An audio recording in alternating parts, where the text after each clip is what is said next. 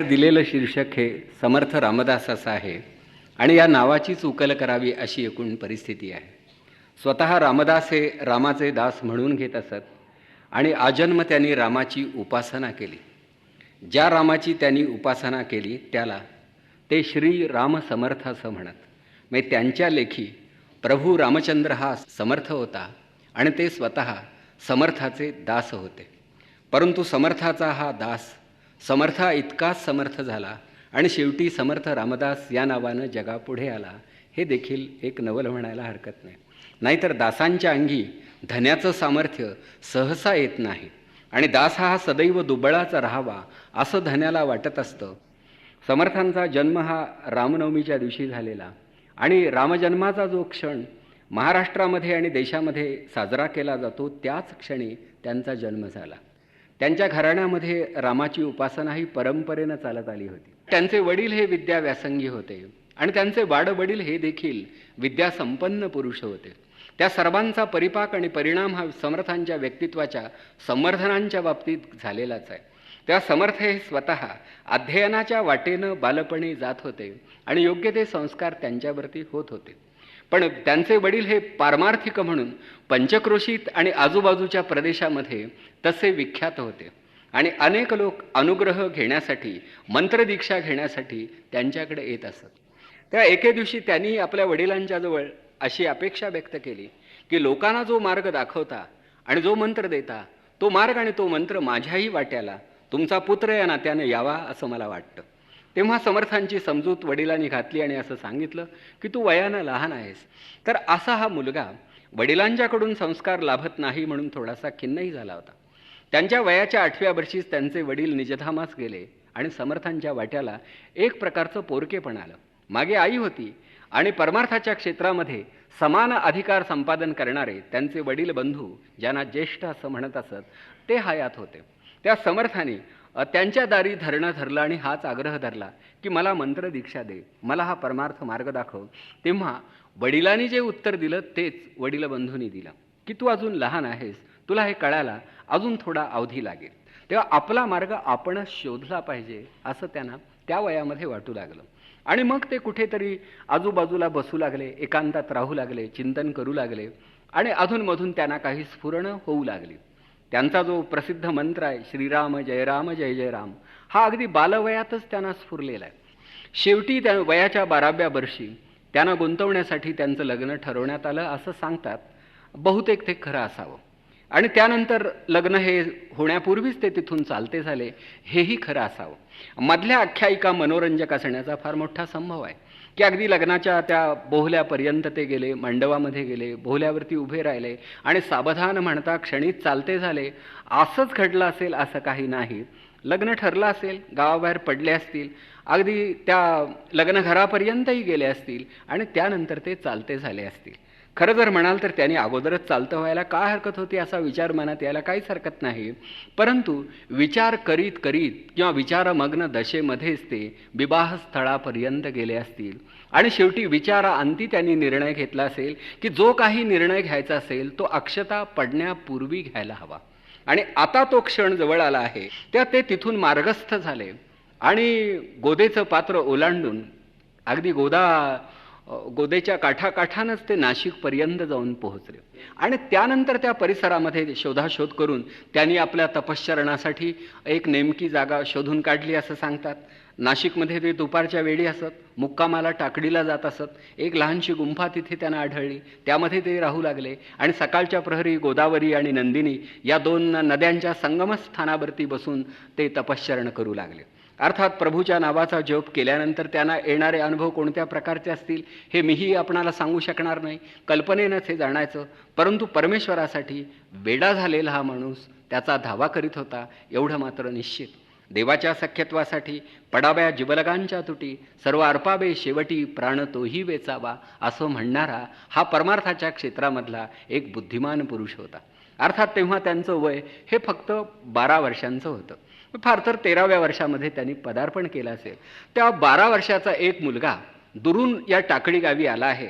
रात्री तो एका गुंफेमध्ये राहतो आहे, दिवसभर तो नामजप करतो आहे, दुपारच्या वेळी तो नाशिकला जातो आहे, मंदिरामध्ये चालणारे कार्यक्रम हे अगदी एकलव्याच्या एकाग्रतेनं ऐकतो आहे, सायंकाळच्या वेळी पुन्हा तो परत येतो आहे, मनाशी काही चिंतन करतो आहे, त्याची ध्यानधारणा चालू आहे.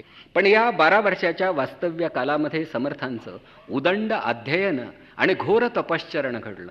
12 वर्ष हा काळ अतिशय महत्त्वाचा आणि तसा पुरेसा प्रदीर्घ आहे.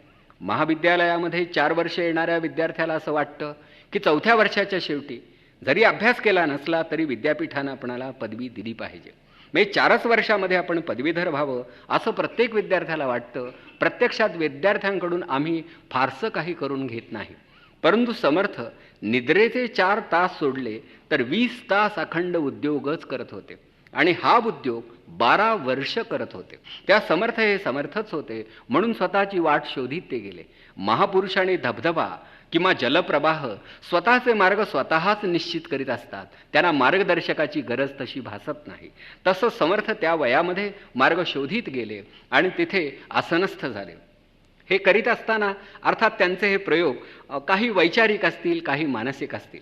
विशेषतः दुपारच्या वेळी जेव्हा ते नाशिकला येत असत तेव्हा काही पंडितांच्या, काही प्रवचनकारांच्या, काही विद्वानांच्या सहवासात ते राहत आणि काही ग्रंथांचा अन्वयार्थसुद्धा ते तिथे बसून लावत असत.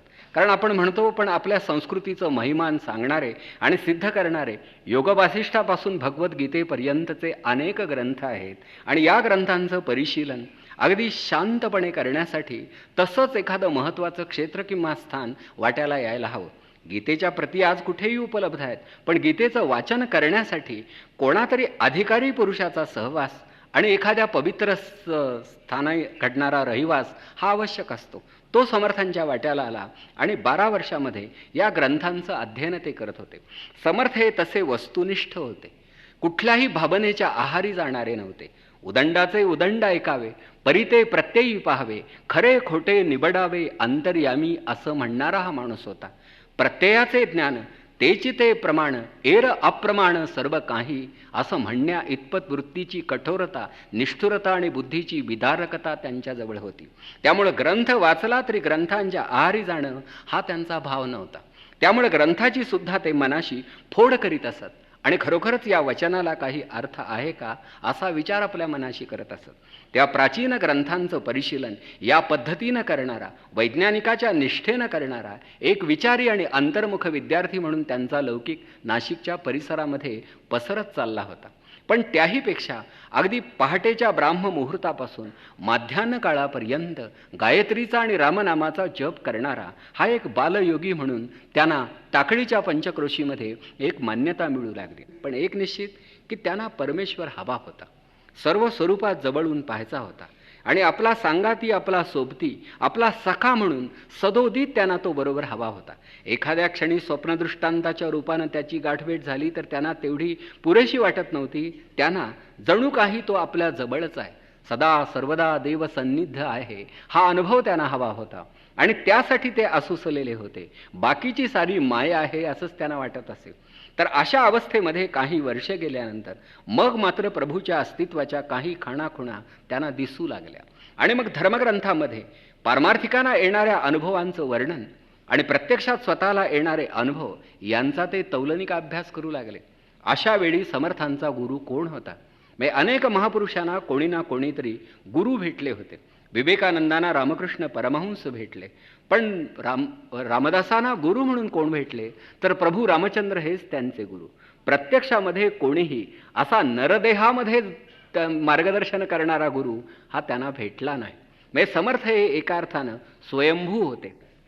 तेव्हा स्वतःच्याच प्रेरणेनं स्वतःच मार्गदर्शन स्वतःचं करवून घेत पुढे जाणारे असे ते परमार्थ क्षेत्रामधले एक साधक म्हणून त्यांच्या आयुष्यातला काही काळ गेला. एक वेगळ्या प्रकारची पूर्णावस्था त्यांना प्राप्त झाली. आपल्या देशामधल्या सर्व थोर पुरुषांचं वैशिष्ट्य असं की त्यांना पूर्णावस्था प्राप्त झाल्यानंतर त्या अवस्थेचा त्याग करावा, तिच्याकडे पाठ फिरवावी आणि पुन्हा समाजाच्या दिशेनं जावं असं त्यांना वाटत राहिलं आहे. त्याला असं वाटू लागलं की शेवटी परमेश्वरानं निर्माण केलेलं हे जग निदान आपली ही मातृभूमी डोळ्यांनी पाहावी. इथे विवेकानंद आणि रामदास यांच्यामध्ये एक प्रकारचं साम्य आहे. खरं जर म्हणाल तर ध्यानातून एक प्रकारची पूर्णता लाभल्यानंतर या माणसानं त्याच जागी एक मठ स्थापन करायला हवा होता आणि तिथेच लोकांना दर्शनाची वेळ अमुक म्हणून बाहेर फलक लावून बसायला हवं होतं. पण असं न करता हा माणूस पुन्हा बाहेर पडण्याची वार्ता करतोय आणि लोकांना सांगतोय की इतके दिवस गेली 12 वर्ष मी इथे राहिलो, तपश्चरण केलं, पण मला असं वाटतं की वडिली जे निर्माण केले ते पाहिले पाहिजे, की शेवटी विधात्यानं जे काही निर्माण केलं ते वस्तुजात, तो समाज मला पाहायला हवा. इथे त्यांचं वेगळेपण आहे. मला समाज पाहायला हवा, मला जग पाहायला हवं असं म्हणणारा हा वेगळा संत होता. महाराष्ट्रामध्ये संत होते, त्यांच्या परीने ते श्रेष्ठच होते, परंतु लोकजीवनाचं किंवा समाजाचं अवलोकन करण्याची अनिवार्य तृष्णा बाळगणारा असा एक सामाजिक वृत्तीचा संत म्हणून समर्थांकडे आपणाला पाहावं लागेल. तेव्हा समर्थांचं जीवन हे तसं होतं आणि मग ते एखाद्या सरितेचं जीवन जगत असे फिरत राहिले. हे फिरणं देशाच्या एका टोकापासून दुसऱ्या टोकापर्यंत घडलेलं आहे. म्हणजे खरं जर म्हणाल तर त्यांना प्रथम अयोध्या पाहायची होती, कारण त्यांना प्रिय असणाऱ्या प्रभू रामचंद्राची ती नगरी होती. जिथे युद्ध नाही अशी अयोध्या त्यांना डोळ्यांनी पाहायची होती. तिथं काही काळ राहायचं होतं. हा त्यांच्या भावनेचाही भाग होता आणि त्याच वेळी समाज जीवनाच्या अभ्यासाचाही तो भाग होता. म्हणून ते पहिल्यांदा उत्तरेकडे वळले आणि जात असताना मात्र प्रत्येक क्षेत्री काही काळ ते थांबले. अर्थात क्षेत्रामध्ये थांबल्यानंतर त्यांच्यासारख्या महापुरुषाकडं भक्तभाविकांचं लक्ष जाणं हे स्वाभाविक होतं. समर्थ हे अनेक प्रांतामध्ये फिरलेले संत आहेत. मराठीतून अन्य प्रांतीयांशी बोलणं हे तेव्हाही त्यांना अशक्य वाटलं असेल. म्हणजे समर्थांच्या सारख्या बुद्धिमंताला एकापेक्षा अधिक भाषा ज्ञात असणं तेव्हा आवश्यक वाटलं असावं आणि मग त्या प्रांताच्या चालीरीतीही त्यांनी अभ्यासल्या असतील, केवळ भाषाच नव्हे. आणि ही सगळी भाषा आणि ही प्रांतरचना हे सारं पाहिल्यानंतर या देशाची संस्कृती इथून तिथून एक आहे हे त्यांच्या लक्षात आलं असलं पाहिजे. शेवटी राम कृष्ण हरी हे शब्द काश्मीरपासून कन्याकुमारीपर्यंत प्रत्येकाला समजू शकतात आणि तुळशी वृंदावन ज्या अंगणामध्ये नाही असा हिंदू तेव्हा तरी सापडत नसे, दिसत नसे. आणि अशा स्थितीमध्ये जेव्हा ते दिल्ली भागामध्ये आले, श्रीनगरला ते गेले होते अशी नोंद आहे, तेव्हा तर्क करायला आणखी एक जागा आहे ती अशी की दिल्लीच्या बादशहाच्या आश्रयानं धर्मप्रचार करणारा फकीरांचा एक वर्ग होता आणि पहाटेच्या प्रहरी बांग देणारा, लवकर उठणारा, शुचिर्भूत जीवन जगणारा, स्वधर्माचा मोठ्या निष्ठेनं प्रचार आणि प्रसार करणारा धर्मनिष्ठांचा तो वर्ग त्यांनी पाहिला असेल. आणि तेव्हाच या माणसानं आपल्या मनाशी अशी संकल्पना केली असेल की माझ्याही धर्माचा कोणीतरी प्रचारक हा या निष्ठेनं घराच्या बाहेर पडला पाहिजे आणि त्यासाठी धर्मप्रचारकांची एखादी संघटना, एखादा संप्रदाय उभा केला पाहिजे. हा कोणीतरी केला पाहिजे, केल्याने होत आहे रे, अन्य कोणी केलं नाही तरी हे काम मी करणार. हा मनोदय त्यांचा कदाचित त्या भागामध्ये आकाराला आला असेल. खरं या पद्धतीनं त्यांची चरित्र कोणी लिहिली नाहीत, परंतु या परिभ्रमणामुळे त्यांच्या जाणीवा कशा विस्तृत होत गेल्या, सखोल होत गेल्या याची आपणाला कल्पना येईल. आणि तिथे माझ्या दृष्टीनं रामदासी संप्रदायाचा जन्म जो झाला तो त्या दर्शनामुळे झाला. आणि मग त्यांना एक कसा एक हिंदू फकीरांचा वर्ग दिसू लागला की हा कोणीतरी वर्ग तयार केला पाहिजे आणि त्यानं समाज घडवला पाहिजे. हा विचार घेऊनच माणूस तो पुढे प्रवास करत होता. असं म्हणतात की शीख समाजामधले काही गुरुही त्यांना भेटले होते आणि त्यानंतर समर्थांनी केवळ त्यांच्या आग्रहास्तव मानस सरोवरापर्यंत प्रवास केला होता. तर मानस सरोवरानंतर मग पुढे ते असे अगदी सागर तीरावरून खाली रामेश्वरपर्यंत गेल्याच्या नोंदी आढळतात आणि रामेश्वरवरून मग पुढे कोल्हापूर, त्यानंतर पुढे चिपळूण अशा काही गावी ते गेले आहेत. म्हणजे समर्थांची यात्रा दीर्घकाळ चालली होती. या यात्रेमध्ये अनेक ठिकाणी ते थांबले होते आणि थांबत असताना अनेक सज्जनांच्या गाठीभेटी, अनेक पंडितांचा सहवास, अनेकांची चर्चा, कुठे प्रवचन, कुठे कीर्तन, कुठे धन्यती गायनी कळा तिचा प्रयोग, हे सगळं चाललं असलं पाहिजे. 12 वर्ष नुसतं फिरणं, राहत्या गावात आणि राहत्या पेठेत फिरणं सुद्धा अवघड आहे. उघड्या डोळ्यांनी 10 पावलं रोज टाकणं हे सुद्धा अवघड आहे. हा माणूस 12 वर्ष डोळ्यांनी फक्त जग पाहत होता आणि हे पाहत असताना त्याला काही समजत होतं, त्याच्या हे लक्षात येत होतं. एकतर स्वकीयांचं राज्य इथे कुठे दिसतच नाही, या प्रजेला तसा कोणी वाली उरला नाही, अगदी कणसाला आलेलं पीक हे कोणीही खुडून नेतं, शेतकऱ्याच्या वाट्याला काय येईल हे सांगता येत नाही, व्यापारी सुद्धा तसे हवालदिल झालेले आहेत, उद्योगाच्या वाटा जवळजवळ बंदच झालेल्या आहे, लोकांचा धीर खचलेला आहे, कोणाच्याही मनात उभारी उरली नाही, जगण्यासारखं काही राहिलंच नाही. अत्यंत केविलवाणं जिणं या भारतीयांच्या वाट्याला आलेलं आहे. ही माणसं कलहप्रिय आहेत, संघर्षप्रिय आहेत, परंतु एकात्मतेच्या आसनावरून स्वतःच्या उत्कर्षाची विवंचना वाहणं त्यांना कधी जमणार नाही, जमत नाही, हे त्यांच्या लक्षात येत होतं. आणि हे लक्षात येत असताना एक समाज दर्शनसुद्धा त्यांच्या चित्तामध्ये कुठेतरी आकार घेत होतं. आणि अशा रीतीनं हे पुढे जाणं हे चालूच होतं. म्हणजे महापुरुषांना पुढे गेल्यानंतर इतरांपेक्षा थोडं अधिक दिसत असावं तसं समर्थांनाही दिसत होतं. आणि म्हणून या परिभ्रमण कालामध्ये त्यांच्या सामाजिक जाणीवांचं जणू परमेश्वरानं संस्करण केलं की हे पहा, दिल्लीच्या आसपास जिथे बादशहाचं राज्य आहे तिथे त्यांच्या स्वकीयांची अवस्था पहा, आणि जिथे कोणीच कोणाला वाली नाही तिथे या महाराष्ट्राची दैना पहा. समर्थांचा जन्म हा 1608 सालचा, शिवछत्रपतींचा जन्म हा 1630 सालचा. म्हणजे समर्थ रामदास हे वयानं 22 वर्षानं मोठे होते. म्हणजे तेव्हा तरी निदान छत्रपतींच्या आधाराची तशी त्यांना गरज नव्हती, कारण ते उत्तरेकडे जाऊन पोहोचले होते. जो माणूस स्वतःच्या प्रेरणेनं स्वतःच्या घराबाहेर पडला आणि स्वतःचं तपश्चरण स्वतःच्या पद्धतीनं करीत राहिला आणि उभ्या देशाची यात्रा ज्यानं केली त्याला तशी अन्य संरक्षकाची गरजच भासत नव्हती. म्हणजे शेवटी समर्थाची या सेवका वक्रप आहे, असा सर्व भूमंडळी कोण आहे, असा जाब विचारणारा हा निर्भय आत्मा होता. म्हणजे जन्मशकावरून सालावरून आपल्या हे लक्षात यायला हवं की यामध्ये बरंच अंतर होतं. पण हे सगळं झाल्यानंतर मात्र या माणसाला असं वाटू लागलं की भारताचं समाज जीवन हे कोणीतरी वेगळ्या तऱ्हेनं घडवलं पाहिजे आणि हे घडवण्याचं कार्य बुद्धिपुरस्सर कुठेतरी सुरू झालं पाहिजे. पण हे करायचं कोणी आणि सुरू करायचं कुठे याचा अंदाज घेतच त्यांचं फिरणं चालू होतं. समर्थांच्यावरती परकीय लोकसुद्धा प्रेम करीत असत. याचं कारण असं की त्या खरोखरच तो माणूस मोठा होता. साधू हा कोणत्याही जातीचा, जमातीचा आणि धर्माचा असला तरी त्याच्यापुढं माणसं उपजत बुद्धीनं नतमस्तक होतात. आपण काही साधूची जात पाहत नाही आणि साधूला जात असतही नाही. फक्त साधू हा जातिवंत साधू असेल तरच त्याला जात नसते. नाहीतर काही दर्गे हे हिंदूंना सुद्धा प्रिय झाले ना.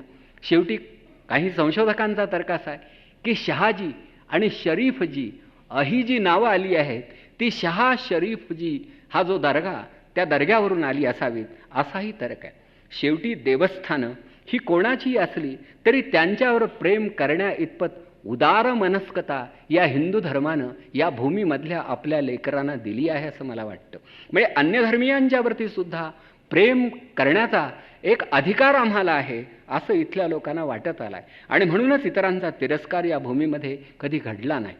जे कोणी आले त्यांना येऊ दिलं गेलं आणि आल्यानंतर ते राहिले, नुसते राहिले नाहीत तर राज्यकर्ते झाले. ही मोठी अडचण होती. म्हणजे राहण्याला कोणाचा विरोध व्हावा असं काहीच नव्हतं, परंतु समर्थांना हे जाणवत होतं.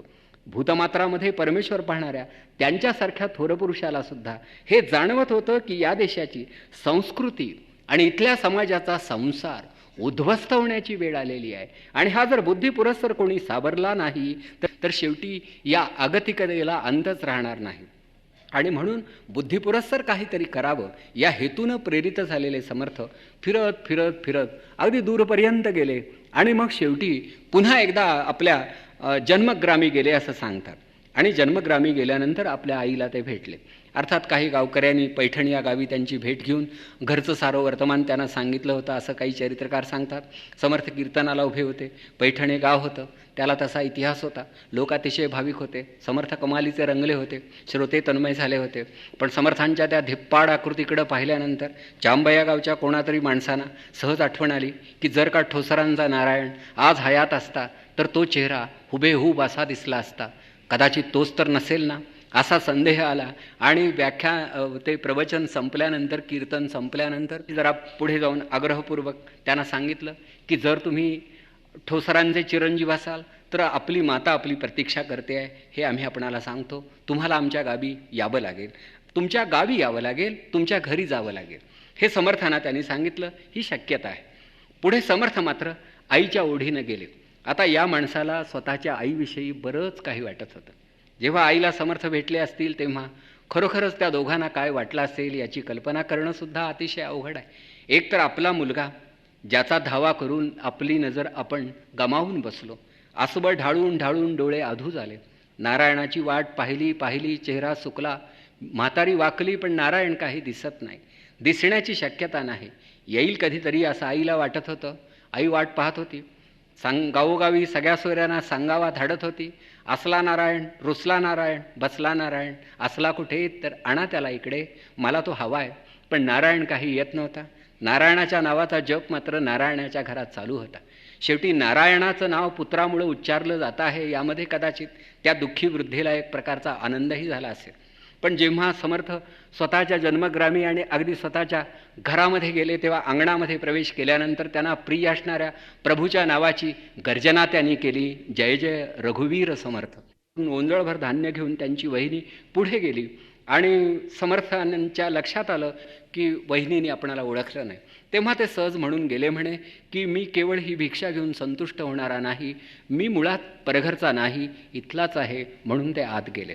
एवढ्यात आईला चाहूल लागली. आवाज ओळखीचा वाटला. आईचं अंतःकरण हे मुलापुरतं तरी अतिशय संवेदनक्षम असतं. म्हणजे आकाशवाणी केंद्रासारखंच त्याचं काम चालू असतं की आपला मुलगा कुठे आहे, कुठून बोलतो आहे हे आईला कळतं. तसं समर्थांच्या आईला चाहूल लागली आणि ती अशी उभी राहिली. एवढ्यातच समर्थ येऊन फिरले. आईच्या एवढंच लक्षात आलं की पोराचा देह कवेमध्ये मावत नाही. लहानपणी मांडीवरती खेळणारा नारायण आता पर्वतासारखा वाटतो आहे, धिप्पाड झालेला आहे. आईला बरंही वाटलं आणि वाईटही वाटलं. वाईट असं वाटलं की आपली नजर गेली आणि आता नारायणाला पाहायचं कसं. काही चरित्रकार सांगतात, आपण फक्त वाचायचं आणि पुढे जायचं की समर्थांनी प्रभू रामचंद्राचं स्मरण केलं, आईच्या नेत्राला स्पर्श केला, आईची गेलेली नजर परत आली. काय झालं माहीत नाही, पण कदाचित दुःख ओसरल्यामुळं, मानसिक समाधान मिळाल्यामुळं व्याधी निराकरण हे वैद्यकीय दृष्ट्यासुद्धा तसं शक्य आहे आणि त्यामुळे कदाचित गेलेली नजर परत आली असेल. पण नजर गेली होती आणि आली होती ही वस्तुस्थिती आहे. मग तोच सारा चातुर्मास त्यांनी जांबया गावीच काढला. आणखी आईला काही महत्त्वाच्या गोष्टी त्यांनी सांगितल्या की आई, हे शरीर नश्वर आहे, पण भूतमात्रात ईश्वर आहे, तसा तो सर्वत्रच आहे. प्रभूचे न्याय मला उमगलेले आहेत. तू तर आता वृद्ध झाली आहेस, तुला काही गोष्टी विश्वासपूर्वक सांगतो. आणि भागवतामधला तो 11 स्कंध तो त्यांनी नीट समजावून दिला. आणि शेवटी आईची अशी एक पारमार्थिक तयारी करून ठेवली की प्रसंगी पहिलं तीर दिसू लागल्यावर या जगाचा निरोप घेताना थोडीसुद्धा भीती वाटू नये. शंकराचार्यांनी सुद्धा स्वतःच्या मातेच्या बाबतीत असा काही प्रयत्न केला होता असं त्यांचे चरित्रकार सांगतात. तर तो चातुर्मास संपल्यानंतर ते आईला म्हणाले की तुझ्यासाठी मी इथे थांबलो, तुला सांगायचं ते सांगितलं, आता मला गेलं पाहिजे. मलाही परमेश्वराची हाक ऐकू येते आहे. माझं म्हणून काही नियोजित कार्य आहे, नियतीनं ते ठरवलं आहे, मला ते कार्यच हाक मारत आहे, मला गेलं पाहिजे. या 4 महिन्यामध्ये समर्थांनी आपल्या प्रवासाचा वृत्तांत आईला सांगितला. आपण केलेलं तपश्चरण, आपल्याला आलेले अनुभव आई कौतुकानं ऐकत होती. तासनतास मी कधी कधी पाण्यात उभा राहत असे, अंगाला खेकडे येऊन चावत असत, कधी पळून जावं असं वाटत असे, पण आई मी तसाच उभा राहत होतो. कारण काठावरती गेल्यानंतर पुन्हा गावकरी यायचे, वेळ घ्यायचे, एकाग्रता भंग पावायची, म्हणून पाण्यात जाणं बरं असं काही वेळा वाटायचं. पाण्याच्या अंगी उद्धरण शक्ती असते, त्यामुळे उभं राहतानाही जरा हलकं फुलकं वाटत असे. आणि मूलाधार चक्राला गार पाण्याचा स्पर्श घडल्यानंतर कुंडलिनीला जागृती लवकर येते असं हठयोगावरच्या ग्रंथात मी वाचलं होतं. म्हणून मी काही वेळा मुद्दाम पाण्यामध्ये उभा राहत होतो. काही वेळा तसा अनुभव येतही होता. रात्री एखादं सूचक स्वप्नही पडत होतं. हे सारं मी करीत होतो. शेवटी हा चातुर्मास संपला आणि आपल्या कर्मभूमीच्या दिशेनं तिचा शोध घेत समर्थ निघाले. तेव्हा सारं गाव त्यांना निरोप देण्यासाठी अगदी पाणवठ्यापर्यंत असं निघालं होतं आणि तिथे थांबलंही होतं. आता आईला सोडून जावं लागणार, त्यांनाही ते जाणवत होतं आणि विशेषतः आईला ते जास्त जाणवत होतं. कारण आता या वृद्धेला असं वाटत होतं की मुलानं जवळ राहावं. इतकी वर्ष तो दूर होता, आता तरी त्यानं जवळ राहावं. कारण 12 वर्ष नाशिक परिसरात आणि त्यापुढची 12 वर्ष देशभर फिरण्यात, 24 वर्ष या मुलाला मी वंचित होते, पारखी होते. आता निदान माझ्या जीवनाच्या अखेरच्या क्षणी तरी हे माझं पोर, पर्वतासारखं झालेलं पोर, आधार म्हणून तरी माझ्याजवळ राहावं असं आईला वाटत होतं. पण समर्थ म्हणू लागले की शेवटी हे देवकार्य आहे, हे देशकार्य आहे, मला आई गेलं पाहिजे. पण असू दे, मी कुठेही असलो तरी शेवटी एखाद्या स्मरणाच्या सूत्रानं मी तुझ्याशी सदोदित जोडलेला राहील, एवढं आश्वासन त्याने दिलं होतं. मग शेवटी आता जाणार पोर म्हटल्यानंतर एक काठी टेकीत चालणारी ही वृद्धा तिनं आशीर्वादासाठी आपला थरथरता हात वरती उचलला. माझ्या दृष्टीनं एखाद्या महाकाव्याचा विषय व्हावा असं महाराष्ट्राच्या इतिहासामधलं हे दृश्य होतं की लोककार्य करण्यासाठी, देशकार्य, धर्मकार्य, समाजकार्य करण्यासाठी उद्युक्त झालेला आपला मुलगा आपल्याला सोडून आता पुन्हा कदाचित न भेटण्याच्या तयारीनं जात असताना डोळे भरून पाहणारी, पाणावलेल्या नजरेनं, एकटक नजरेनं त्याच्याकडं पाहणारी वृद्ध आई आपला हात वर जेव्हा करीत असते तेव्हा जगाचा इतिहास घडत असतो हे फक्त त्या इतिहासाला आणि इतिहासाच्या निर्मात्यांनाच कळत असतं, बाकीच्यांच्या हे ध्यानीसुद्धा येत नाही. तसं समर्थांच्याही बाबतीत झालं असेल. शेवटी समर्थ गेले. त्यांनाही भूमीचा शोध घ्यायचा होता. परत काही काळ नाशिकला जाऊन राहिले. मग अगदी कृष्णेच्या तीरावर काही काळ थांबले, उगमस्थानाजवळ गेले, महाबळेश्वरला जाऊन थांबले, मग नंतर पुढे वाईला आले, त्यानंतर माहुलीला गेले, मग पुढे कराड भागामध्ये गेले आणि शहापूर नावाचं एक जे लहानसं गाव आहे तिथे एक असा डोंगर आहे, त्या शहापूरच्या डोंगरावरती काही काळ ते राहिले. दिवसभर अशी भ्रमंती करायची, जरा अंदाज घ्यायचा, लोकांशी संपर्क साधायचा, लोक कुठे आहेत त्यांचं मनोगत जाणायचं आणि मग शेवटी आपल्या मनातला एखादा विचार लोकांना सांगायचा. असं करीत बराच काळ गेला. अगदी कोल्हापूरपर्यंत गेले, मिरजेला गेले. वीणाबाईंची आणि समर्थांची गाठभेट ही मिरजेला झाली आहे. तर समर्थांना त्यांना भेटलेला शिष्यवर्ग हा असा इतरत्रही भेटत होता. तर शहापूर परिसरामध्ये राहिल्यानंतर समर्थांना असं वाटलं की ज्या लोकांचं कल्याण व्हावं असं आपणाला वाटतं त्या लोकांना जागं करणं तरी आवश्यक आहे, संघटित करणं आवश्यक आहे, त्यांना काही सांगणं आवश्यक आहे, त्यांच्या अज्ञानाचं निर्मूलन, निराकरण करणं आवश्यक आहे आणि त्याच्यासाठी संस्थात्मक पातळीवरती काहीतरी प्रयोग करणं आवश्यक आहे. आणि हा प्रयोग कसा करायचा, कुठे करायचा याचा विचार चालू असताना ते मसूर या गावी येऊन थांबत आहेत आणि तिथे त्यांनी रामजन्मोत्सव साजरा करायला प्रारंभ केलेला आहे. म्हणजे समर्थांनी महाराष्ट्रामध्ये हा रामनवमीचा उत्सव मोठ्या प्रमाणामध्ये साजरा करायला प्रारंभ केला आणि तो बुद्धिपुरस्सर केला. एकतर शिवछत्रपतींच्या कर्तृत्वाची चाहूल त्यांना लागली असावी. विशेषतः भोसल्यांच्या जहागिरीच्या जवळपासचा हा भाग आहे आणि कधीतरी इथूनच काही काटक मंडळी उठतील आणि खांद्यावरती निशाण घेऊन धावत सुटतील असं त्यांना दिसतही असावं. पण ते मसूरला थांबले आणि दरवर्षी उत्सव साजरा करू लागले. अर्थात रामाचा उत्सव साजरा करणं यामध्ये विशेष काय आहे, परंतु समर्थांनी शेवटी एक रामजन्मोत्सव साजरा केला. याच्या मागची कारणं सामाजिक होती, धार्मिक होती, सांस्कृतिक होती. फार पूर्वी असं होत असे की यवनांच्या धाडी पडत असत आणि देवघरामधले देव असे उधळून बाहेर टाकले जात असत, मूर्तींचा विध्वंस केला जात असे आणि मूर्तीवरून हा कुठल्या धर्माचा अनुयायी हे ओळखलं जात असे. आणि ज्या घरामध्ये बरं देवघर आहे तिथे धर्म स्थिरावला आहे म्हणून त्या घराला आगसुद्धा लावली जात असे. म्हणून शेवटी आम्ही कफल्लक आहोत, निष्कांचन आहोत असं शत्रूला भासवण्यासाठी स्वतःच्या देवघरामधल्या मूर्ती उचलून नदीच्या डोहामध्ये टाकण्याची त्या काळची भित्र्या लोकांची प्रथा होती. या देशामधल्या बहुसंख्य नागरिकांनी आणि मुख्यत्वे करून हिंदूंनी आपले सारे देव उचलून खाली टाकले होते. अर्थात तेव्हा देवपूजेला काही अर्थ होता, कारण उपासने इतपत उसंतही होती आणि माणसं नाही म्हटलं तरी उपासनेच्या मार्गानं जाणारी होती. आज खरोखर देवावरती माणसाने आपलं फारसं काही अवलंबून ठेवलं नाही, कशावरच आणि काहीच अवलंबून नसल्यामुळं देवावरती तरी काय अवलंबून ठेवायचं हा गंभीर प्रश्न आहे. त्या काळी मात्र जीवनाचा अर्थच मुळात हे जीवन ज्यानं दिलं त्या जगन्नियंत्यावरतीच अवलंबून आहे असं भाविकांना वाटत असे आणि म्हणून देवपूजा घराघरामध्ये केली जात असे. पण ही पूजासुद्धा शेवटी अशी डोळ्यादेखत न पाहणारी काही करंटी माणसं होती. अन्यधर्मीय जरी असली तरी त्यांनासुद्धा देवाचं महत्त्व आणि महात्म्य कळायला हवं होतं. पण मूर्तीमध्ये देव असू शकत नाही, मूर्ती हा प्रकार आम्ही मानतच नाही, मूर्तीभंजन ही आमच्या धर्माची आज्ञा आहे. म्हणून मूर्ती कोणीही कोणासाठी तयार केली असली तरी मूर्ती आणि मंदिर यांचा विध्वंस हाच आमचा धर्म असं म्हणणारी काही वेडी खुळी आतताई माणसं होती. आणि त्यांनी असा चमत्कारिक धाक निर्माण केला होता की शेवटी मूर्तीपूजकांना आणि भक्तांना मूर्तीसमोर बसणं सुद्धा अशक्य झालं होतं. अशा परिस्थितीत आणि अशा एकूण पार्श्वभूमीवरती रामजन्मोत्सव साजरा करणं हे काम अवघड होतं, हे आपण मान्य कराल. हा रामजन्मोत्सव साजरा केला याचं कारण रावणाच्या बंदिशाळेमधल्या देवांना मुक्त करणारा राम हा देवांचा देव आहे. देवांना बंधमुक्त करणारा त्यांचा नेता आहे.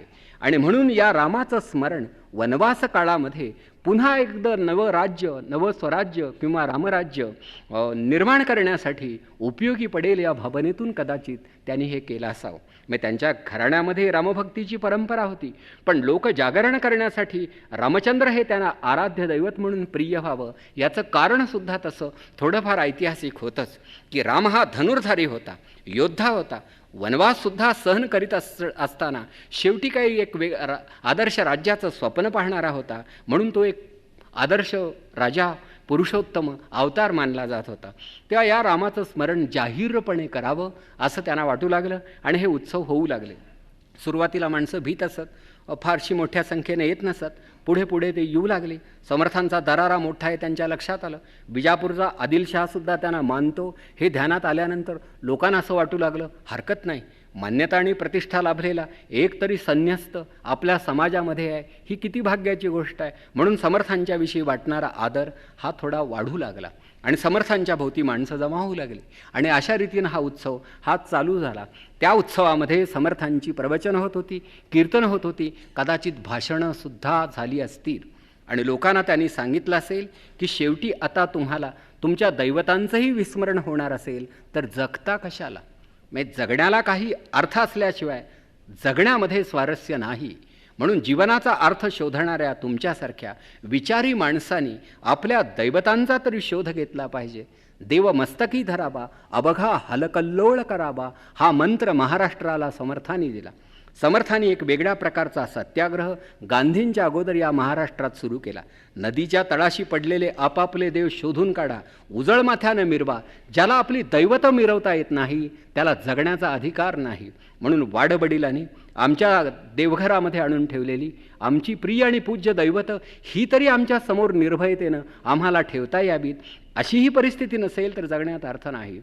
म्हणून ही एक अस्मिता, हा एक भाव समर्थांनी महाराष्ट्रामध्ये निर्माण केला. हा त्यांचा वेगळेपणा. आणि हे कार्य करीत असताना त्यांना असं वाटू लागलं की वर्षातून एकदा रामनवमी येणार आणि तेव्हाच फार तर एखादा सप्ताह आपण साजरा करणार. नित्य उपासनेचं काय आणि त्याच्यासाठी लोकजीवनाचं संस्करण करण्याची एखादी पद्धती कोणी शोधून काढू शकेल काय, हा विचार करीत असताना त्यांना असं वाटू लागलं की रामाचा भक्त आणि सामर्थ्याचं अधिष्ठान या जगाला पुरवणारा हनुमंत हे एक आराध्य दैवत भारतीयांच्या जीवनात यावं. आणि म्हणून त्यांनी गावोगावी मारुतीची मंदिरं बांधायला सुरुवात केली. लीलया द्रोणागिरी असा पेळणारा हा सामर्थ्यवंतांचा राजा हनुमंत हा रामाचा भक्त होता आणि गावाच्या सीमेवरती मारुतीचं मंदिर असलं म्हणजे युवक त्या दिशेनं जातील, व्यायामशाळा काढतील, तिथे काहीतरी करतील असं त्यांना वाटत होतं. आणि म्हणून मग त्यांनी महाराष्ट्रामध्ये अनेक ठिकाणी त्यांचे 11 मारुती प्रसिद्ध आहेत, पण भारतामध्ये समर्थांनी बांधलेल्या मला वाटतं या मारुतीच्या मंदिरांची संख्या कदाचित 500पेक्षा अधिक असण्याचा संभव आहे. जातील त्या गावी मारुती, का तर तो सगळ्यांना समजत होता. ही आनंदाची गोष्ट. काही दिवसानं कदाचित आपली मुलं विचारतील की हा कोणाचा नातेवाईक होता का, कोण वगैरे. तर अशी परिस्थिती आज आढळते. परंतु तेव्हा मात्र रामकृष्ण आणखी हनुमंत या दैवतांची थोडीफार कल्पना तरी भारतीयांना होती. तर हे सगळं घडत असताना समर्थांना असं वाटलं की एक स्थायी स्वरूपाची संस्था आणि एक संस्कार पीठ स्थापन करणं आवश्यक आहे. आणि म्हणून जागेचा शोध घेत घेत भोवती डोंगराचा फेर असणारं चाफळ हे गाव त्यांनी शोधून काढलं. आता उभ्या भारताची यात्रा करणारा, अगदी गंगेच्या तीरापासून रामेश्वरापर्यंत संचार करणारा हा माणूस चाफळ या गावी जाऊन स्थिरावतो आहे, याला काही अर्थ असला पाहिजे. तसं जर म्हणाल तर चाफळला जाण्यासारखं काय त्या गावामध्ये आहे. पण तरीही त्या चाफळ खोऱ्यामध्ये समर्थ गेले याचं कारण असं की डोंगरांचा वेढा आहे आणि निसर्ग मोठा रम्य आहे आणि इथे जर आपण काही करू शकलो तर कदाचित आपणाला यश येईल. आणि शिवाजी महाराज, शहाजीराजे, अन्य मराठे सरदार यांचं कर्तृत्व इथेच फुलून येणार आहे. तेव्हा आपण आपल्या कार्याची मुहूर्तमेढ रोवावी असं त्यांना वाटलं आणि ते तिथे जाऊन श्रीराम मंदिर बांधण्याचा आपला मनोदय गावकऱ्यांच्याजवळ त्यांनी व्यक्त केला. गावकरी चौकस होते, जिज्ञासू होते आणि त्यांनी फक्त अदबीनं चौकशी केली. मंदिर बांधणार म्हणता, बांधायला आमची हरकत नाही. त्या समर्थांनी त्यांना विचारलं की या गावामध्ये अशी एखादी जागा तुम्ही मला देऊ शकाल का की जिथे मंदिर बांधायला हरकत नाही. गावकऱ्यांनी एकच जागा दाखवली. ती जागा स्मशानाची होती. त्यांचं म्हणणं असं की आमच्यापैकी तिथे सहसा कोणी आकारण जात नाही आणि गेल्यानंतर परत येत नाही, त्या जागी मंदिर बांधायला काहीच हरकत नाही, म्हणून समर्थांना ते स्मशान दिलं. आता इथेही समर्थांची निर्भयता दिसते. एखादा सामान्य माणूस असता तर म्हणाला असता स्मशानामध्ये आवेडी जाणं, त्यातून थांबणं, त्यातून पाया खोदणं, त्यातून मंदिर बांधणं शक्य नाही. ही भूतं जर मागे लागली तर करायचं काय? त्याच्यापेक्षा गाव सोडणं अधिक चांगलं. पण या माणसानं शेंदूर फासलेले अनेक दगड अलगदपणे उचलले आणि नदीच्या डोहात लोकांच्या समोर टाकले की ह्या शेंद्री दैवतांच्या अंगात तशी कसलीही शक्ती नाही. असे दगड फेकले म्हणजे भक्ताला इजा होत नाही. हे सुद्धा एका अर्थानं मूर्तिभंजनच होतं, अंधश्रद्धावरती केलेला प्रहारच होता. केवळ इस्लामच्या उपासकांनीच मूर्तिभंजन केलं असं नाही, समर्थांनी वेगळ्या अर्थानं केलं की असली ही दैवतं तुम्हाला काही देऊ शकणार नाहीत, सावरू शकणार नाहीत, म्हणून कुंभार डोहामध्ये ती फेकण्याचा उद्योग त्यांनी मोठ्या मनोभावे केला. शेवटी त्यांनी एक म्हसोबा जो ठेवला आहे तो आजही चाफळला पाहायला मिळतो की असू द्या तुम्हा सर्वांचा प्रतिनिधी, शेवटी प्रतिनिधी हा म्हसोबासारखाच असला पाहिजे. आणि मग स्वतःच्या प्रयत्नांनी मंदिराच्या बांधकामाला प्रारंभ केला आणि श्रमदानानं वास्तू बांधावी तसं चाफळचं ते मंदिर हे समर्थांनी युवकांच्या साहाय्यानं उभं केलं. हे बांधकाम जेव्हा अगदी शेवटी पूर्णावस्थेला जाऊन पोहोचलं, शिखरापर्यंत मंदिर गेलं, तेव्हा समर्थांना कोणीतरी विचारलं की इथे कुठल्या मूर्तीची प्राणप्रतिष्ठा होणार? तेव्हा समर्थ म्हणाले प्रभू रामचंद्राची. ते मंदिर बांधून झालं आणि मग त्या मंदिरामध्ये असणारी जी रामाची मूर्ती आहे ती अंगापूरच्या डोहामध्ये समर्थांना सापडली असं सांगतात. कोणीतरी सांगितलं असेल की अंगापूरच्या डोहात बऱ्याच मूर्ती लोकांनी टाकलेल्या आहेत, बुडवलेल्या आहेत आणि समर्थांना सहज असं वाटलं असेल जिज्ञासेनं मारावी बुडी उत्तम पोहत असत. गेले तळाशी, आणली एक मूर्ती, होती ती रामाची, ती त्यांना आवडली आणि ती मूर्ती तिथे स्थापन करण्यात आली आहे. आणि मग तेव्हापासून हे चाफळ या नावाचं संस्कारपीठ महाराष्ट्राच्या इतिहासामध्ये एक महत्त्वाचं कार्य करू लागलं. गावोगावचे लोक दर्शनासाठी येत होते, समर्थ चौकशी करत होते. तुमच्या घरामध्ये वयानं लहान असणारी मुलं किती आहेत, तुमची नातवंड किती आहेत, तुम्ही रामाचं दर्शन घेतलं फारच छान, तुमची मुलं तुम्ही मला देऊ शकाल का? मला जरा त्यांना शिकवायचं आहे, मला त्यांना इथेच वाढवायचं आहे, मला त्यांना इथेच घडवायचं आहे, मला मुलं हवी आहेत, मला मुलं हवी आहेत, तुमच्याकडं मुलं आहेत का? ही मागणी समर्थांनी केली. खरं जर म्हणाल तर आज जर आपल्याला कोणी विचारलं की तुमच्याकडे मुलं आहेत का, आम्ही म्हणू ही घेऊन जा. कळलं का? सगळी पाहिजे असल्यास देतो, कारण आम्ही त्यांना कंटाळलो आहोत. परंतु समर्थांना असं वाटलं की शेवटी मोठ्या लोकांना काही शिकवता येत नाही, शिकण्याच्या अवस्थेत आणि वयात ते असतच नाहीत, त्या जर शिकवायचंच असेल तर साधारण पोरवयाच्या मंडळींना शिकवायला हवं. आणि म्हणून त्यांनी या प्रकारचं आवाहन काही पालकांना, समाजामधल्या काही कर्त्या लोकांना केलं. आता इथे एक गोष्ट निर्विवादपणे घडली ती अशी की समर्थांच्या त्या संस्कार केंद्रामध्ये येणारी बहुसंख्य मुलं ही ब्राह्मण कुटुंबातून आलेली होती. त्या काळी सुविद्य असणारा वर्ग हा ब्राह्मणांचाच होता आणि ब्राह्मण्य रक्षावे अति आदरे अशी समर्थांची भावना होती. वर्णाश्रम व्यवस्था समाजभर रूढ झालेली होती आणि एकदम तिच्यात बदल करण्या इतपत ऐपत ही कुठल्याही संतात नव्हती आणि त्यांना तशी त्या काळी गरज वाटत नव्हती. पहिल्यांदा हिंदू समाज हा हिंदू समाज म्हणून जागेवरती राहावा, त्यानंतर त्याचं शुद्धीकरण काही करायचं असेल तर ते नंतर करता येईल, पण आहे ही समाजाची घडी, ही तरी निदान उद्ध्वस्त होऊ न देता तशी सांभाळली पाहिजे असं त्यांना वाटत असेल.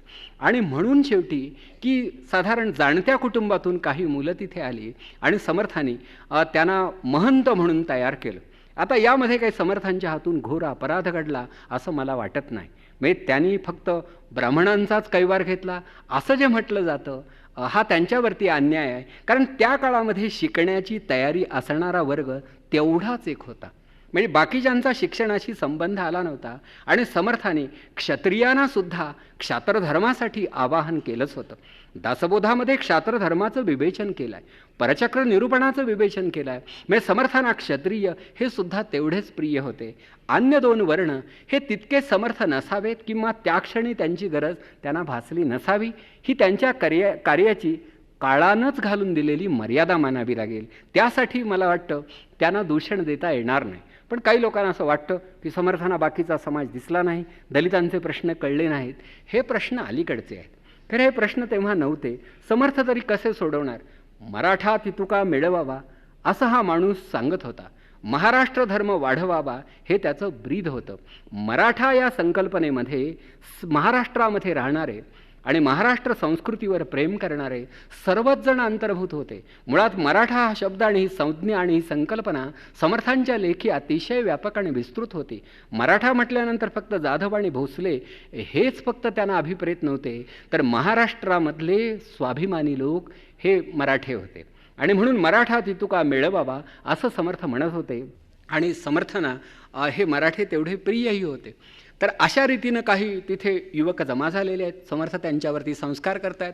विशेषतः अगदी पहिला संस्कार शरीरबल संपादनाचा आहे. समर्थांनी आग्रहपूर्वक सांगितलं की शक्ती जर अंगी नसेल तर कोणतंही सत्कार्य घडू शकत नाही. कोण पुसे अशक्ताला, रोगी बरडा दिसे. सामर्थ्यहीन लोकांना परमेश्वरसुद्धा लाभू शकत नाही. म्हणून माझ्या पोरांनो, तुम्हाला अन्य काही जमलं नाही तरी चालेल, पण निदान 100 सूर्यनमस्कार तरी घालता आले पाहिजेत. आणि वर्षाच्या अखेरीस सहस्र सूर्यनमस्कारापर्यंत तुमची प्रगती झाली पाहिजे. त्या सूर्यनमस्कार हा त्यांचा पहिला संस्कार होता की अत्यंत दुर्लभ असा नरदेह प्राप्त झाला आहे, तर तो सुदृढ व्हावा यासाठी पहिल्यांदा हे शरीर साधना आवश्यक आहे. म्हणजे ज्या देशामध्ये हे सगळं मर्त्य आहे, व्यर्थ आहे, नाशवंत आहे, निरर्थक आहे असं सांगितलं जात होतं, त्या देशामध्ये सामर्थ्याचा उद्घोष करणारा हा साधू हा अपवादभूत होता. नाहीतर नरदेहाचं कौतुक करण्याची आपल्याकडे प्रथा नव्हती.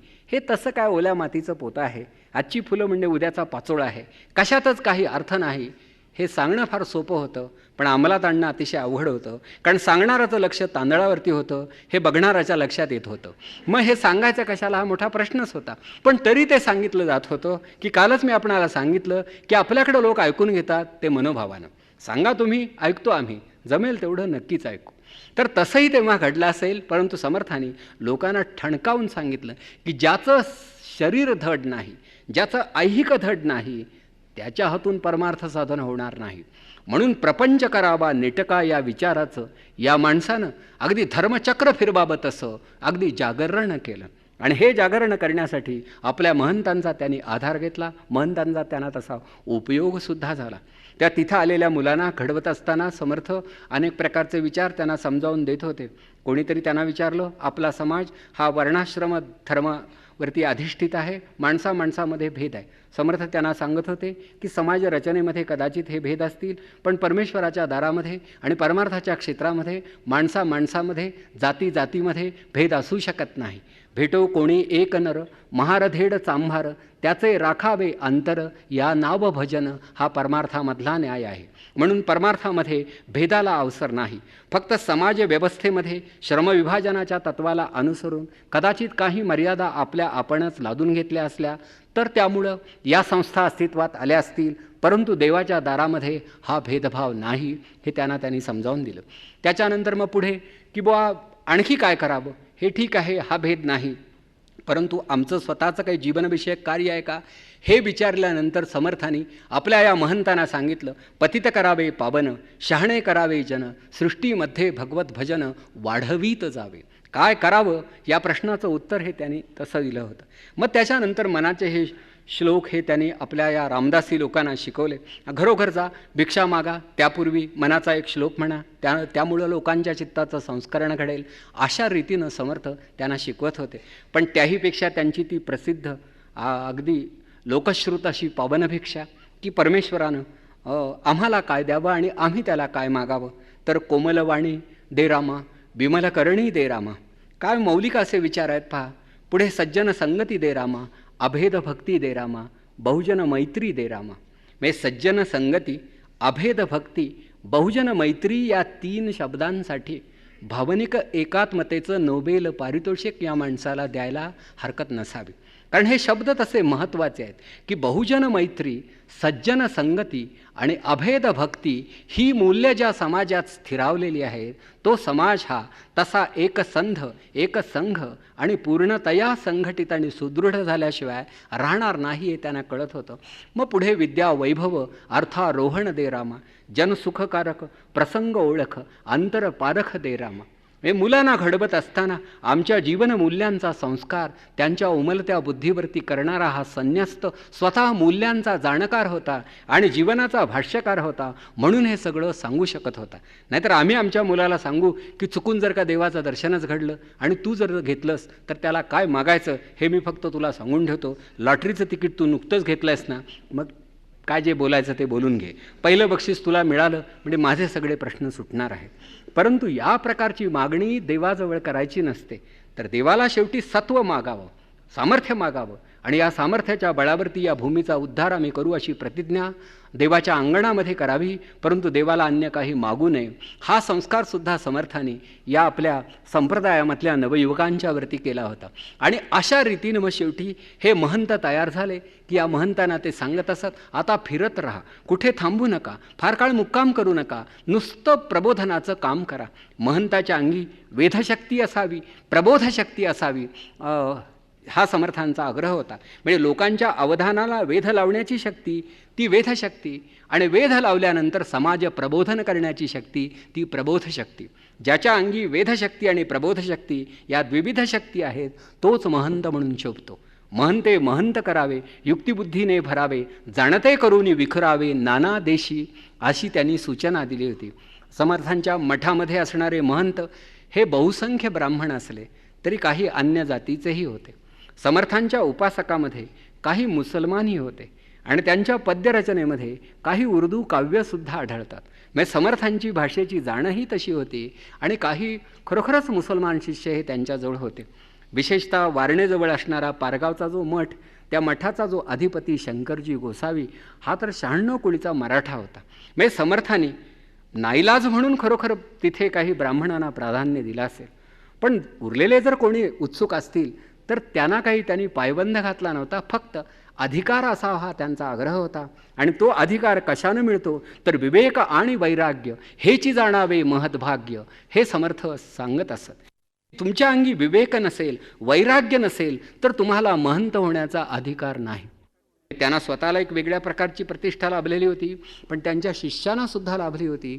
आणि शेवटी देशभर या माणसांनी तसं जाळं विणलं होतं. पण महाराष्ट्रामध्ये मात्र जागोजाग मठ आणि मंदिरं बांधली होती आणि प्रजेचं संस्करण ते करत होते. समर्थांनी नेमकं काय केलं म्हणून विचारलं तर त्यावरती असं सांगण्यात येतं की स्वराज्याचं जे आंदोलन शिवछत्रपतींनी सुरू केलं होतं, या आंदोलनाला राजनैतिक तत्त्वज्ञानाचं अधिष्ठान समर्थांनी पुरवलं. शेवटी समर्थ आणि त्यांचे राजकारण इथे वादाला प्रारंभ होतो की समर्थांनी धर्मकारण केलं याविषयी दुमत नाही, पण राजकारण केलं का? पहिले ते हरुकथा निरूपण, दुसरे ते राजकारण, तिसरे ते सावधपण सर्वाविषयी, असं ते म्हणाले होते. पण त्यामध्ये राजकारण हा शब्द त्यांनी वापरला. तो राजकारण या अर्थानं नव्हे तर चातुर्य या अर्थानं, असं काही लोक म्हणतात. चातुर्य या अर्थाने वापरला याविषयी प्रश्नच नाही. आणि आज ज्याला राजकारण म्हणतात त्या अर्थानं समर्थांनी मुळीच राजकारण केलं नाही. म्हणजे हे मी आता पहिल्यांदा आपणाला सांगतो, हा सुद्धा एक शोधच आहे. कारण या अर्थानं राजकारण करायला समर्थ कशाला हवेत? हे कोणीही करू शकतं. देशाची आणि समाजाची बांधणी करण्यासाठी ज्या प्रकारचं समाजकारण करणं आवश्यक होतं त्या समाजकारणाला समर्थ राजकारण असं म्हणत असत. आणि तेव्हाचं धर्मकारण हे एका अर्थानं राजकारणच होतं. धर्म जगला तर समाज जगेल, धर्म वाचला तर समाज वाचेल, हे एक प्रकारचं समाजकारण आणि पर्यायानं राजकारणच होतं. आत्ताचं राजकारण हे थोडंसं वेगळं आहे. मुखवटे धारण करून या जगामध्ये परस्परांची फसवणूक करीत काळ काढणं याला राजकारण असं हल्ली म्हणतात. पण समर्थांचं राजकारण हे विधायक राजकारण होतं, दिशाविहीन राजकारण नव्हतं. मग आता इथे एक भाग येतो तो असा की समर्थ हे सारं करीत असताना शिवाजी महाराज काय करीत होते तर तेव्हा शिवाजी महाराजांचं कार्य हे तसं बहरत चाललं होतं. 74 साली त्यांना राज्याभिषेक झाला आणि समर्थ इथे तर अगदी चाफळ भागामध्ये आहेत. त्या समर्थांच्या अस्तित्वाची चाहूल शिवाजी महाराजांना प्रथम केव्हा लागली असावी? समर्थांचं धर्मकारण छत्रपतींच्या राजकारणाला निदान पूरक तरी झाला असावं का? याविषयी विचार केल्यास काही प्रश्नांची उत्तरं सहजी सापडू शकतात.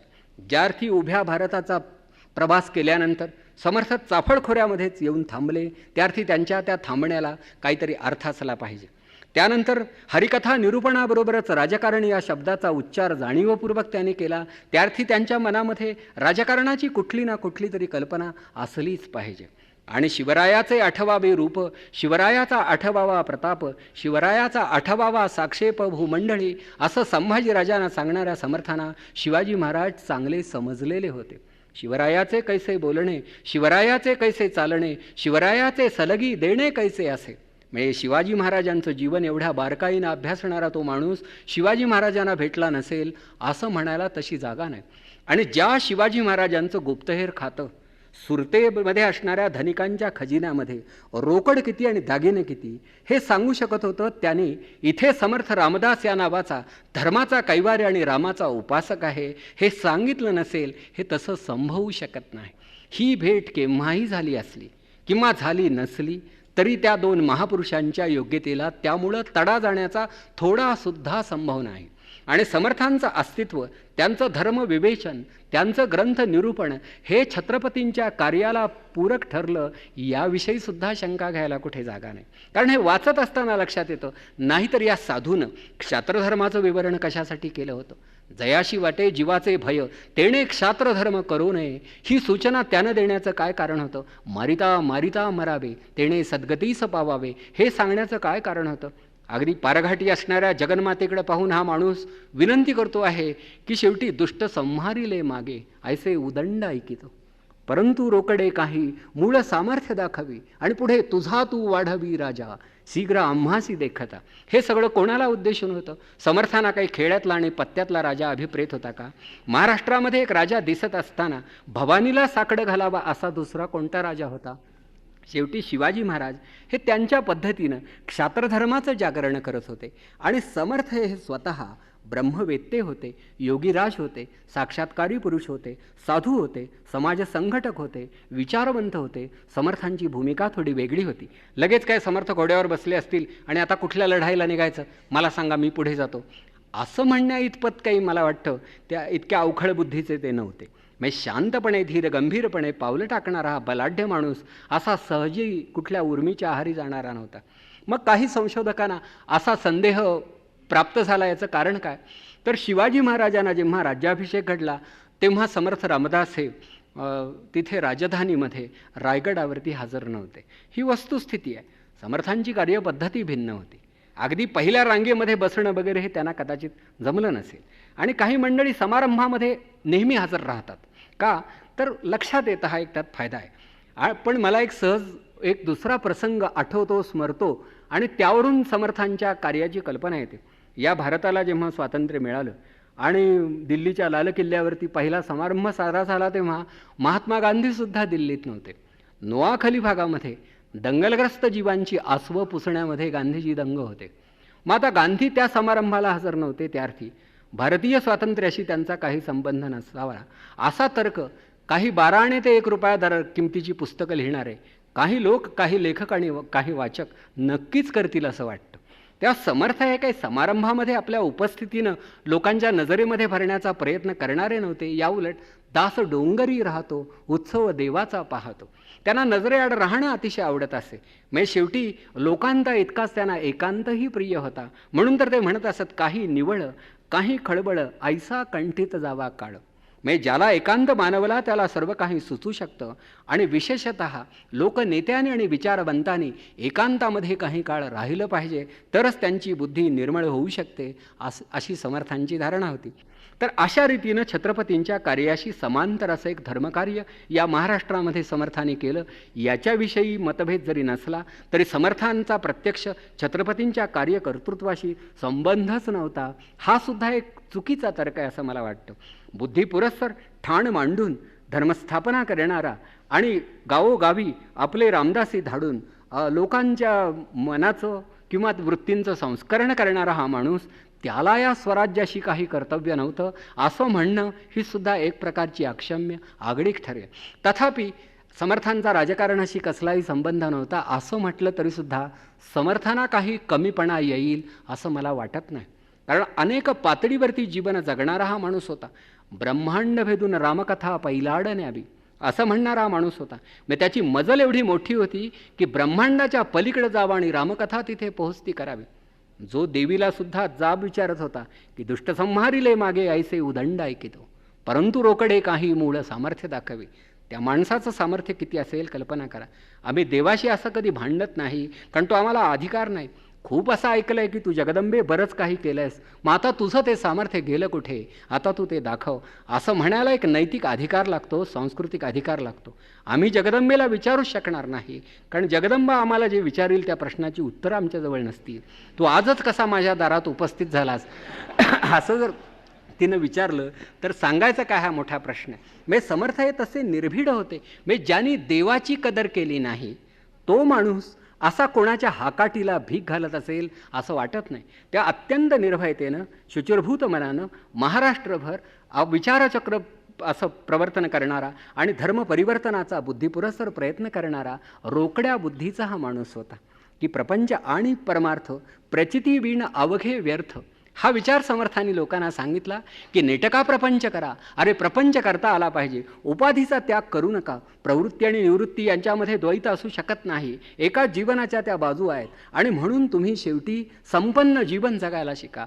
फाटक्या वस्त्रावरती झोपणं यामध्ये आनंददायक काहीही नाही. ऐश्वर्य संपन्न जीवन जगा. समर्थांच्या मठाचं काही लेखकांनी वर्णन केलं आहे की एखादा संस्थानिक असावा, एखादा राजा असावा, तसा समर्थांचा मठ असायचा. मठ म्हटल्यानंतर लोकांना केविलवाणं दृश्य, बोवा काहीतरी मागणी करताहेत, काही देणगी बिणगी द्याल काय, पावती पुस्तक जवळच आहे, अशा केविलवाण्या मुद्रेनं हा माणूस काळ कंठन नव्हता. हा कॉस्मा दी गार्डा म्हणून जो हा पोर्तुगीज लेखक आहे, इतिहास संशोधक, त्यानं लिहून ठेवलं आहे की हा रामजी बाबा या नावाचा एक संन्यस्त महाराष्ट्रामध्ये आहे. त्याच्या आज्ञेचं उल्लंघन करणं हे राजाला सुद्धा शक्य होत नाही. शिवाजीसुद्धा त्याच्या आज्ञेमध्ये राहत होता. हा मोठा सामर्थ्यवान माणूस आहे. भारतामधले सगळे लोक त्याला जाणतात आणि मानतात. हे असा दरारा समर्थांचा होता. म्हणजे समर्थांची भूमिकाच होती अशी की ईश्वरभक्त असला म्हणून काय तो असा मेंगळट असला पाहिजे हे त्यांना मान्य नव्हतं. उत्कट आणि भव्य तेची घावे, मिडमिडीत अवघेची टाकावे, निस्पृहपणे विख्यात व्हावे भूमंडळी, अशी शिकवण देणारा हा माणूस होता. मग त्याला असं काहीतरी गयावया करून लाचारीचं जीवन जगा, करा तेवढी तडजोड, येईल चांगला काळ कधीतरी, असं म्हणणारा हा माणूस नव्हता. म्हणजे म्हणून मला असं वाटतं की समर्थांचं जीवन जाणून घ्यायला सुद्धा समर्थांची थोडी तरी वृत्ती आमच्या ठायी असली पाहिजे. आणि त्यानं त्या काळामध्ये अत्यंत प्रतिकूल परिस्थितीमध्ये स्वतःचं आणि देशाचं जीवन घडवण्याचा केलेला जो प्रयत्न तो स्तुत्य आहे एवढं मानायला तरी हवं. आता आपण त्या साऱ्या चरित्रकथेचा धावता परामर्श घेतला तर आपल्या लक्षात येईल, मागे पाठीशी कोणीही नसताना आत्मविश्वासपूर्वक समर्थाची या सेवका वक्रप आहे या निष्ठेनं कार्यरत होणारा माणूस. म्हणून आम्ही रामदास रामचरणी आमुचा विश्वास, कोसळोनी पडो हे आकाश परी आणिकांची वास न पाहो. रामावरती एवढा विश्वास होता, रघुरायाचा वर पावला पावलो सत्वर जनाचा उद्धार करावया. मग ही काय कोणी अनुमती त्यांना दिली होती, तर रघुरायाचा वर मला प्राप्त झाला आहे, जनाचा उद्धार करणं हे माझं ब्रीद आहे आणि म्हणून त्याच्या आशीर्वादानं मी हे करतो आहे. आम्ही काय कुणाचे खातो, श्रीराम आम्हाला देतो, असं म्हणणारा माणूस आहे. एका बाजूनं सज्जनांना संरक्षण देणं आणि दुसऱ्या बाजूनं दुर्जनांच्या संहाराची मोहीम जाणीवपूर्वक उघडणं, हे काम समर्थांनी केलं. आणि इथे त्यांचं खरोखर वेगळेपण आहे. नाहीतर संत म्हटला की कमालीचा सहिष्णू, पराकाष्ठेचा सोशिक, क्षमेखेरीज त्याच्याजवळ शस्त्रच नाही. आणि लोकांनाही शेवटी कितीही आघात घडले तरीसुद्धा शांतचित्तानं सहन करा असं सांगणारा हे चित्र समर्थांनी बदललं. संताला विचार असतो, संताला भूमिका असते, त्या भूमिकेमागे नीती आणि तत्त्वज्ञान असतं.